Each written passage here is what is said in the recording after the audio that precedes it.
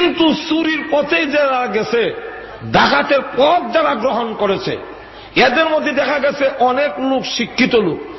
হ্যাঁ, এমএ ফাঁস করিয়া বিয়ে ফাঁস করিয়া কয়েক জোড়া স্যান্ডেল শীর্ষে চাকরি লেগে ধরতে ধরতে, যেরকম ঠিক কিনে চাকরি না হইয়া বাপে জায়গা দেয় না। তবে এমএ ফাঁস করাইলাম, গরম কখনো হালবার লাগে না, এটা বিষকায় মরতারস না।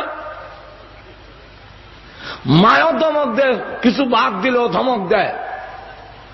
হ্যাঁ, তোমার আর কত হরম, যদি চাকরি না হও যদি বিষকায় মরো না। হেনে যেরকম আসেন এরকম কারো আবদার পূরণ করতে পারে না, চাকরিও হয় না, শেষ পর্যন্ত ডাকাতি, চিন্তায়, হাইজেকের পথ অবলম্বন করেছে।